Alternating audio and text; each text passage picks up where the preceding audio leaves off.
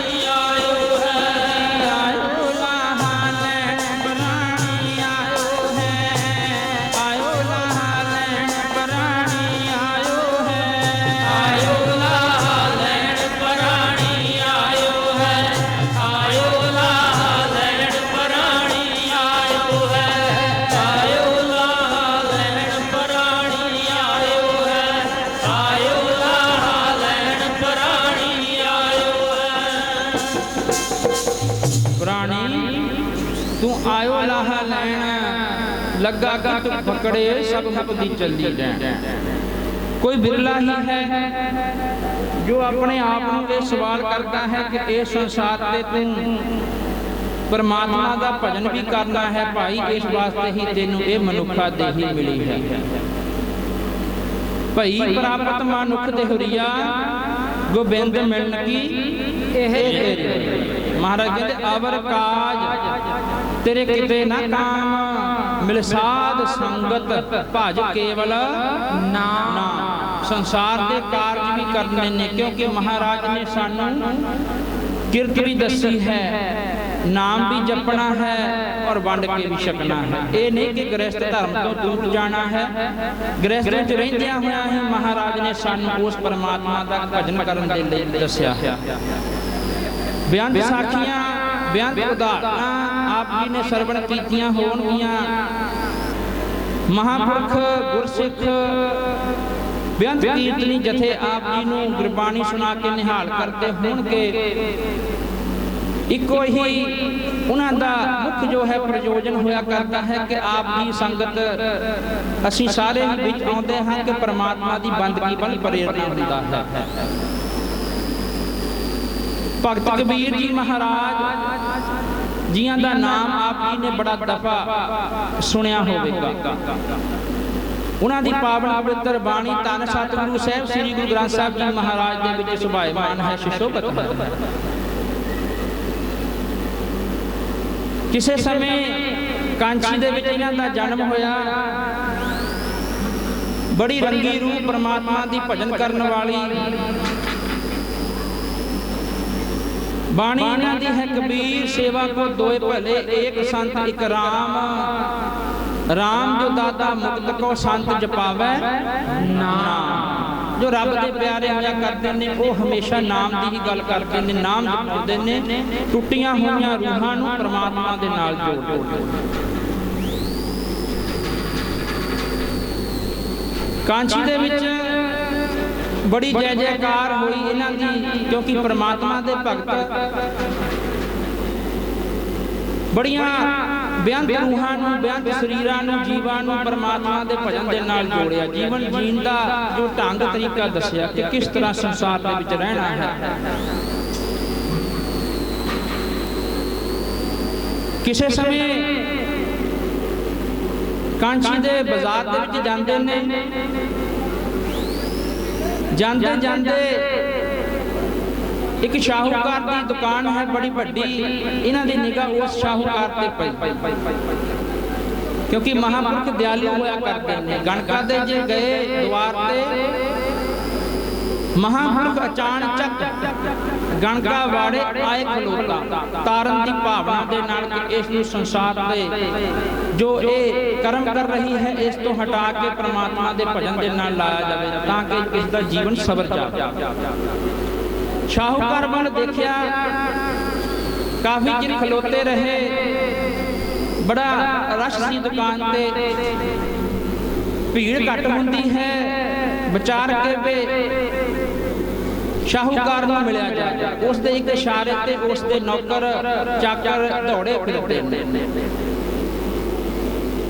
ਦੁਕਾਨ ਦੇ ਅੰਦਰ ਜਾਂਦੇ ਸ਼ਾਹੂਕਾਰ ਦੀ ਨਿਗਾਹ ਪੈਂਦੀ ਹੈ। ਕਹਿਣ ਲੱਗਾ ਨੌਕਰ ਨੂੰ, ਆ ਬਾਹਰ ਕੋਈ ਖੜਾ ਹੈ ਮੰਗਤਾ ਜਿਹਾ, ਇਸ ਨੂੰ ਕੋਈ ਸਮਾਨ ਦੇ ਕੇ, ਕੋਈ ਚੀਜ਼ ਦੇ ਕੇ ਦੁਕਾਨ ਤੋਂ ਚੱਲਦਾ ਕਰੋ।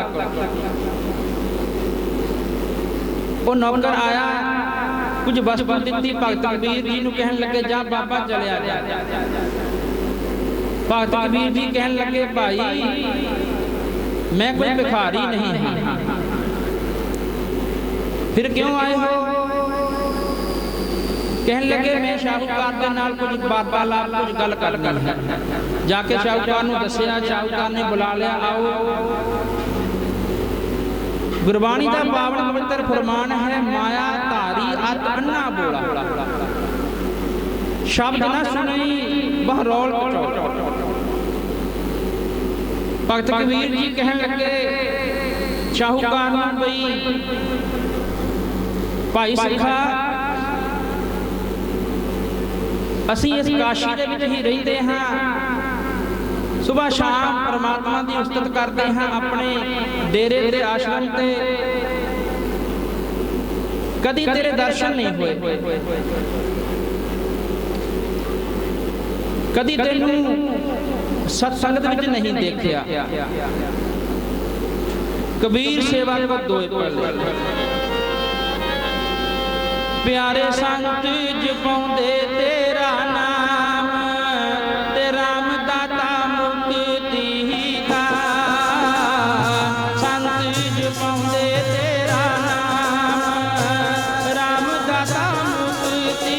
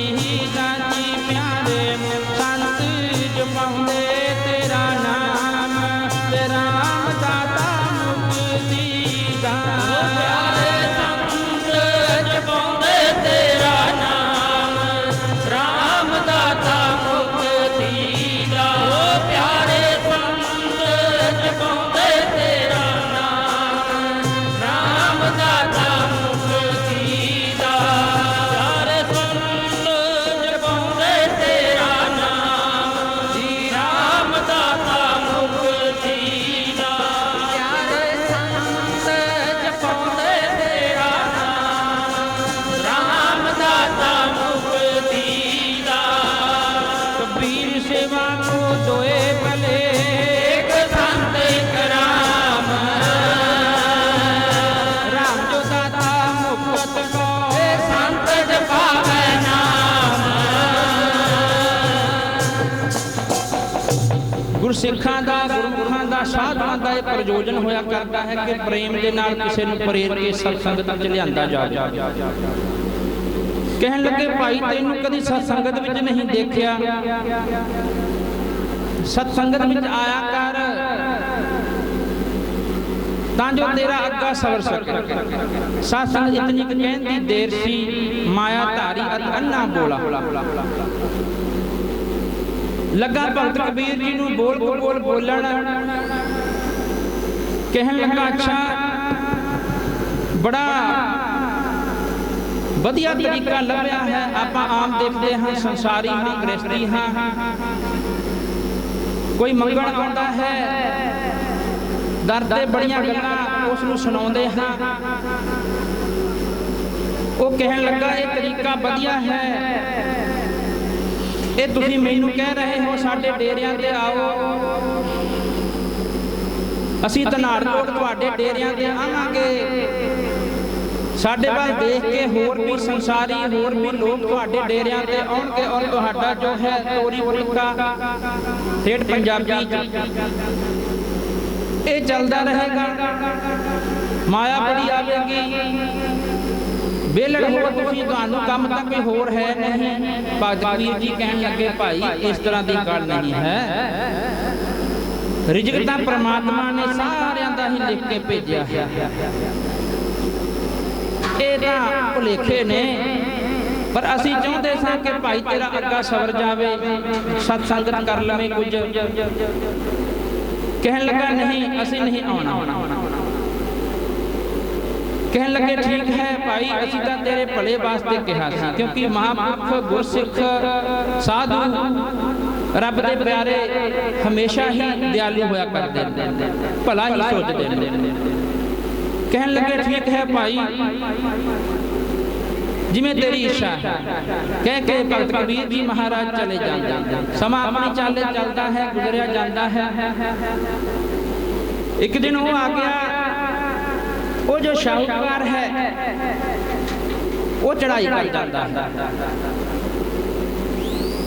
ਸੰਸਾਰ ਤੋਂ ਚਲਿਆ ਜਾਂਦਾ ਹੈ। ਕੋਈ ਚੰਗਾ ਕਰਮ ਨਹੀਂ ਉਸਨੇ ਕੀਤਾ, ਸਤਸੰਗਤ ਨਹੀਂ ਕੀਤੀ, ਧਰਮ ਦਾ ਕੋਈ ਕੰਮ ਨਹੀਂ ਕੀਤਾ, ਆਏ ਗਏ ਦੀ ਜਥਾ ਜੋਗ ਲੋੜਵੰਦ ਦੀ ਸੇਵਾ ਨਹੀਂ ਕੀਤੀ। ਇਹ ਚੰਗੇ ਗੁਣ ਹੋਇਆ ਕਰਦੇ, ਇਹ ਸਾਨੂੰ ਧਾਰਨ ਕਰਨੇ ਚਾਹੀਦੇ।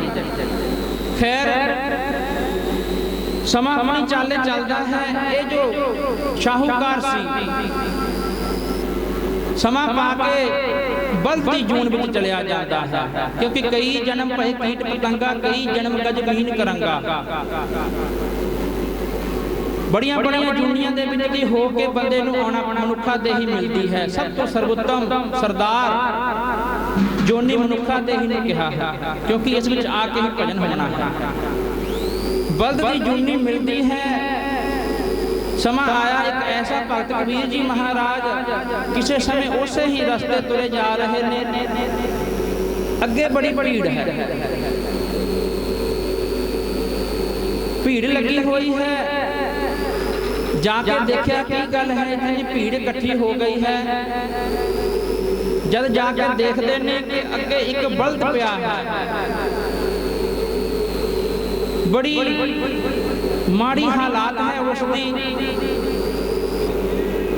ਆਪਣੀ ਅੰਤਰ ਆਤਮੇ ਦੀ ਸ਼ਕਤੀ ਦੇ ਨਾਲ ਅੰਤਰਮੁਖ ਹੋ ਕੇ, ਕਿਉਂਕਿ ਇੱਕ ਤਾਂ ਆ ਬਾਹਰ ਮੁਕਤਾ ਹੈ, ਇੱਕ ਅੰਤਰਮੁਖ। ਜੋ ਬ੍ਰਹਮੰਡੇ ਸੋਈ ਪਿੰਡੇ, ਜੋ ਖੋਜੈ ਸੋ ਪਾਵੈ। ਅੰਦਰਲੀਆਂ ਗੱਲਾਂ ਮਹਾਂਪੁਰਖ ਜਾਣਿਆ ਕਰਦੇ ਨੇ। ਦੇਖਿਆ ਕਿ ਓਹੋ ਇਹ ਤਾਂ ਉਹੀ ਸ਼ਾਹੂਕਾਰ ਸੀ। ਸਾਧ ਸੰਗਤ ਅਸੀਂ ਵੀ ਇਵੇਂ ਹੀ ਕਰਦੇ ਹਾਂ। ਕੋਈ ਗ੍ਰੰਥੀ ਸਾਹਿਬ, ਗੁਰੂ ਦਾ ਵਜ਼ੀਰ, ਕੋਈ ਸਾਧੂ, ਕੋਈ ਗੁਰਸਿੱਖ, ਗੁਰੂ ਦਾ ਪਿਆਰਾ ਸਾਨੂੰ ਪ੍ਰੇਰਦਾ ਹੈ ਕਿ ਭਾਈ ਗੁਰੂ ਘਰ ਆਇਆ ਕਰੋ, ਗੁਰੂ ਦੀ ਸੰਗਤ ਦੀ ਸੇਵਾ ਕਰਿਆ ਕਰੋ। ਅਸੀਂ ਵੀ ਉਸ ਨੂੰ ਬਿਆੰਤ ਆਪਣੇ ਜੋ ਮਨ ਆਉਂਦੀਆਂ ਨੇ ਇੱਛਾਵਾਂ ਦੇ ਨਾਲ ਬੋਲਦੇ ਹਾਂ। ਕਿਉਂਕਿ ਸਾਡਾ ਜੋ ਪਿਆਰ ਹੈ ਉਹ ਸੰਸਾਰ ਦੇ ਨਾਲ ਹੈ। ਜੋ ਕੋਈ ਰੱਬ ਦੀ ਗੱਲ ਕਰਦਾ ਹੈ, ਕੋਈ ਗ੍ਰੰਥੀ ਸਿੰਘ ਹੈ, ਗੁਰੂ ਦਾ ਵਜ਼ੀਰ, ਕੋਈ ਗੁਰਸਿੱਖ ਹੈ, ਸਾਨੂੰ ਉਹ ਚੰਗਾ ਨਹੀਂ ਲੱਗਿਆ ਕਰਦਾ। ਇਵੇਂ ਲੱਗਦਾ ਜਿਵੇਂ ਸਾਡੇ ਤੇ ਕੋਈ ਕਿਸੇ ਨੇ ਵਾਰ ਕਰ ਦਿੱਤਾ ਹੋਵੇ।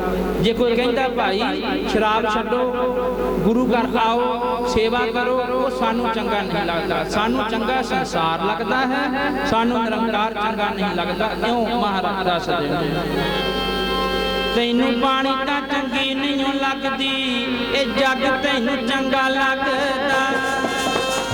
ਬਾਣੀ ਤਾਂ ਚੰਗੀ ਨਹੀਂ ਲੱਗਦੀ, ਜੱਗ ਤੈਨੂੰ ਚੰਗਾ ਲੱਗਦਾ। ਤੈਨੂੰ ਬਾਣੀ ਤਾਂ ਚੰਗੀ ਨਹੀਂ ਲੱਗਦੀ, ਜੱਗ ਤੈਨੂੰ ਚੰਗਾ ਲੱਗਦਾ। ਉਹ ਤੈਨੂੰ ਬਾਣੀ ਤਾਂ ਚੰਗੀ ਨਹੀਂ ਲੱਗਦੀ, ਜੱਗ ਤੈਨੂੰ ਚੰਗਾ ਲੱਗਦਾ। ਤੈਨੂੰ ਬਾਣੀ ਤਾਂ ਚੰਗੀ ਨਹੀਂ ਲੱਗਦੀ, ਜੱਗ ਤੈਨੂੰ ਚੰਗਾ ਲੱਗਦਾ। ਉਹ ਤੈਨੂੰ ਬਾਣੀ ਤਾਂ ਚੰਗੀ ਨਹੀਂ ਲੱਗਦੀ, ਜੱਗ ਤੈਨੂੰ ਚੰਗਾ ਲੱਗਦਾ। ਮੇਰੇ ਪਿਆਰੇ ਜੱਗ ਤੈਨੂੰ ਚੰਗਾ ਲੱਗਦਾ। ਮੇਰੇ ਪਿਆਰੇ ਜੱਗ ਤੈਨੂੰ ਚੰਗਾ ਲੱਗਦਾ। ਮੇਰੇ ਪਿਆਰੇ ਜੀ ਜੱਗ ਤੈਨੂੰ ਚੰਗਾ ਲੱਗਦਾ। ਮੇਰੇ ਪਿਆਰੇ ਜੀ ਜੱਗ ਤੈਨੂੰ ਚੰਗਾ ਲੱਗਦਾ। ਮੇਰੇ ਪਿਆਰੇ ਜੀ ਜੱਗ ਤੈਨੂੰ ਚੰਗਾ ਲੱਗਦਾ। ਮੇਰੇ ਪਿਆਰੇ ਜੀ ਜੱਗ ਤੈਨੂੰ ਚੰਗਾ ਲੱਗਦਾ। ਤੈਨੂੰ ਬਾਣੀ ਤਾਂ ਚੰਗੀ ਨਹੀਂ ਲੱਗਦੀ, ਉਹ ਜੱਗ ਤੈਨੂੰ ਚੰਗਾ ਲੱਗਦਾ। ਤੈਨੂੰ ਬਾਣੀ ਤਾਂ ਚੰਗੀ ਨਹੀਂ ਲੱਗਦੀ, ਜੱਗ ਤੈਨੂੰ ਚੰਗਾ